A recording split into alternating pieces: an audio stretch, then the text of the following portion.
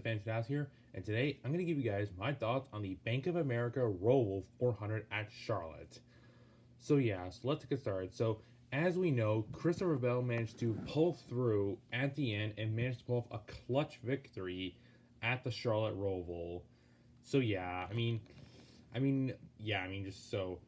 Bell though he managed to get the win here, and we have the four drivers who have been eliminated today, which we're going to get to that in a moment. But overall, this race was just pretty boring to say the least.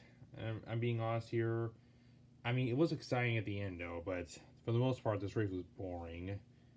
And also I do apologize that this race review is late. I've been busy with other things earlier, like catching a train. So I apologize for that there. But anyways, we have the four drivers who are eliminated today, which those four drivers are Kyle Larson, which is our defending champion, which is kind of a shocker elimination. Then we have Daniel Suarez, who was fighting with power steering issues today. Then Austin Cindric, the rookie, not enough points to make it, and of course Alex Bowman, since unfortunately he was not racing today. So Bowman was the one who was out today at the start because he was not racing today. So if Bowman was going to race today, he was going to be in a must-win situation, and he didn't race today. And Gregson filled in for him again. I forgot where Gregson finished. I think he finished 23rd today. And also, as you can tell by this top 5 here, you can actually see right here we have both Cala cars. Even though I'm using paper numbers for this car for Justin Haley, since I don't have a real 31 yet, so that's why I'm using that one. This is actually an old 44 car here that I actually had in my collection. And of course there's Allmendinger finishing 4th, and also my favorite driver, Kyle Busch, finishing 3rd, which he had fresh tires at the end and managed to get a top 3, which I'm happy for. And Kevin Harvick, who was leading at the final restart, but then got passed by Bell because Bell had fresh tires. Basically when those cars pitted, they had much faster speed since they had more fuel and fresher tires. So that's that there's of how they caught up. I believe only Harvick and Allmendinger stayed out. I think Justin Haley did too, but I can't remember. That's what I believe right there. But I believe just only Christopher Bell and Kyle Busch pitted along with other cars, so that's how they both got into the top 5. On the first, second to last restart, Bell was starting outside, in the top 15, and Bell was starting around there, and he climbed his way all the way up to second when it was a caution for one of the bumps being messed up there. That's how that happened there. There was just not a lot of incidents. There were lots of incidents during the last 2 restarts. I'm trying to remember. Of course, when they restarted, lots of cars crashed into the first turn. I can't remember. I think there were McDowell, Gregson. Trying to remember who else. I can't remember really. And then also exiting one of the turns, Reddick wrecked Chase Elliott, and then on the backstretch chicane, Logano and Byron got wrecked along with I think Eric Jones, and I think another one got spun on the front stretch. And then there was the caution there, and the reason why there was actually the caution for the second to last restart was because of some debris on the track. But that's just that there. And there was other spins also earlier on in the race, a few stop and goes as well. But other than that, there was just not much in this race, to be honest. And to be fair, I would consider this as my least favorite Roval race.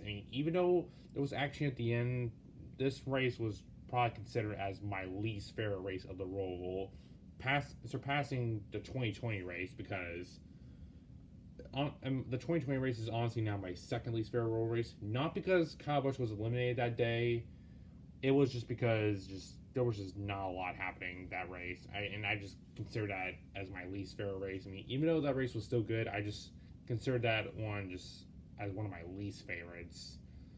But yeah, I mean, this one though surpasses it now. So yeah, I mean, just so. But yeah, I mean, just there was just not a lot for today. I mean, the ending though was pretty exciting though. But yeah. So I mean, just but yeah. So yep. But I mean, just yeah, just but yeah. So I mean, just but that's just that for the race there. So yeah. But of course, as though now with this race over, we have the round of 8 all set, and yeah, I mean, just so I believe the 8 that are in now are Chase Elliott, Joey Logano, Ross Chastain, Denny Hamlin, William Byron, Christopher Bell. Trying to think of anyone else. I think also. I can't remember who else made in, but yeah, I mean, yeah, but it was Chase Briscoe and another driver, but I can't really remember right now. But yeah, I mean, Chase Briscoe. I mean, I thought for a moment he was gonna be out today, but I was wrong because Briscoe was making lots of passes on that last restart, and he managed to get through and beat Larson for the last spot. So yeah, but I mean, just that's out there. But yeah, I mean, I do feel bad for Larson though, but it is what it is. But yeah, but once again though, for Bell winning though, I mean, I would say though Bell can be considered as a championship contender now, as we're in the round of 8. So yeah, and I just remember now the 8 drivers in are Elliott, Logano, Chastain, Hamlin, Blaney, Byron, and trying to remember and the others. But I mean, but that's just that there. So yeah, and also yeah, Bell and Briscoe also that were into. So yeah, but yeah, I mean, once again, no, those are just my thoughts there on the race there.